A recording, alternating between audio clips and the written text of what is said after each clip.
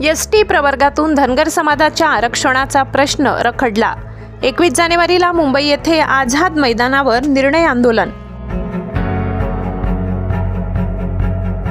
महाराष्ट्रातील धनगर समाजाला अनुसूचित जमाती एसटी प्रवर्गातून आरक्षण मिळावे ही मागणी मान्य असल्याचे मुख्यमंत्री देवेंद्र फडणवीस यांनी सत्तेत येण्यापूर्वी जाहीरपणे सांगितले होते। सत्तेत आल्यानंतर पहिल्याच मंत्रिमंडळ बैठकीत या संदर्भात निर्णय घेतला जाईल असे आश्वासनही त्यांनी दिले होते। मात्र सत्तेत येऊन बराच कालावधी उलटून गेला तरी धनगर समाजाच्या आरक्षणावर अद्याप ठोस निर्णय झालेला नाही, त्यामुळे समाजात तीव्र नाराजी व्यक्त होत आहे। धनगर समाजाच्या आरक्षणाच्या मुद्द्यावर सरकारने फसवणूक केल्याचा आरोप करत आता आंदोलनाचा मार्ग स्वीकारण्यात आलाय। या पार्श्वभूमीवर 21 जानेवारी रोजी मुंबईच्या आझाद मैदानावर निर्णय आंदोलन करण्यात येणार असल्याची माहिती धनगर आरक्षणाचे प्रमुख नेते दीपक बोराडे यांनी दिले। ते नंदुरबार जिल्हा दौऱ्यावर आले असताना त्यांनी धनगर समाजाच्या प्रमुख नेत्यांशी व समाज बांधवांशी चर्चा केली।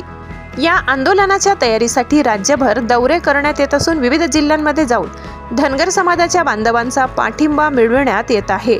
सरकारने दिलेली आश्वासने पाळली नाहीत म्हणून 21 जानेवारीला निर्णायक लढा देण्यात येईल।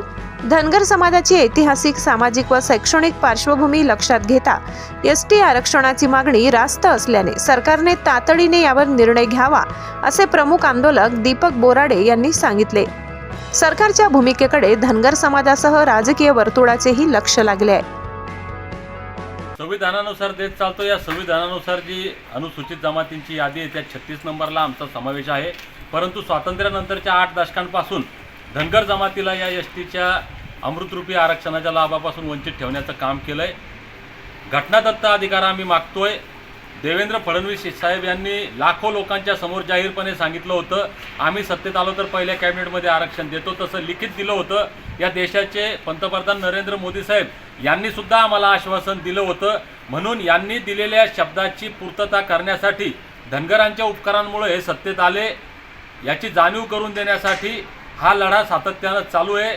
जालन्याच्या आंदोलनाच्या आणि क्रांतीच्या भूमीतून आम्ही 17 सप्टेंबर रोजी एक मोठा लढा उभारला होता। तो लढा अधुऱ्यात राहिला। त्या लढाईची शेवट करण्यासाठी, सांगता करण्यासाठी येणाऱ्या 21 जानेवारीला मुंबईच्या आझाद मैदानामध्ये धनगरांचं पिवळं वादळ येणार आहे। या पिवळ्या वादळामध्ये सहभागी होऊन या ऐतिहासिक लढ्याचं साक्षीदार व्हावं हे सांगण्यासाठी, या समाज बांधवांना निमंत्रण देण्यासाठी मी राज्यभर फिरतोय। आज आता नंदुरबार जिल्ह्यामध्ये आम्ही आलोय। मुळात आदिवासी आणि धनगर हा संघर्ष उभा करून राज्यकर्ते आम्हाला अजून दाबण्याचं, आमचा घटनादत्त अधिकार पासून आम्हाला वंचित ठेवण्याचं काम करतात। मुळात आदिवासी आणि आमचं भांडण होण्याचं कारण नाही। आम्ही या एसटीमध्ये आहोत। त्यातही आम्ही पुन्हा एक पर्याय दिला आहे की सरकारला जर अडचणी वाटत असेल, आमच्या आदिवासी बांधवांना जर भीती वाटत असेल तर मूळ आदिवासींना त्यांच्या आरक्षण कोट्यासह एसटी ए ठेवावं।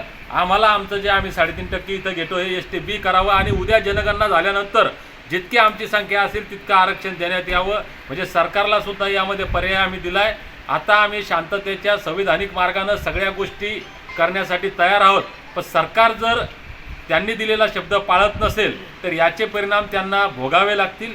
ज्या पद्धतीनं धनगरांच्या सहकार्यानं सरकार सत्तेत आलं, धनगरांच्या प्रकोपामुळं, धनगरांच्या नाराजीमुळं सत्तेतून सुद्धा ते जाऊ शकतात। माझी धनगर समाजाच्या सर्वच नेत्यांना नम्र विनंती आहे, अगदी ग्रामपंचायतच्या सरपंचापासून पंचायत समिती जेडपी मेंबर असो, नगरसेवक असो, तालुका अध्यक्ष असो, जिल्हाध्यक्ष असो, आजी माजी आमदार खासदार जितके नेते आहेत सगळ्यांना विनंती, भावांनो, ही लढाई आमच्या लेकराबाळांच्या कल्याणाची निर्णायक लढाई आहे। आता काठावर बसू नका, काठावर बसून गंमत पाहू नका, या लढ्यामध्ये सहभागी व्हा।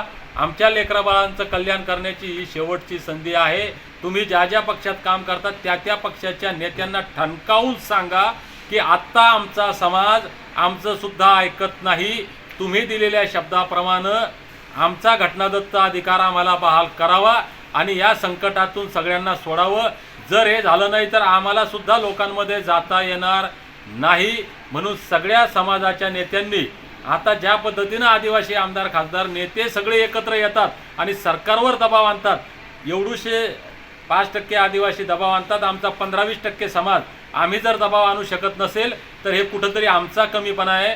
म्हणून ज्या पद्धतीनं इतर समाजाचे नेते, इतर समाजाचे लोक वागतात, आपणही तसं वागलं पाहिजे ही विनंती करतो।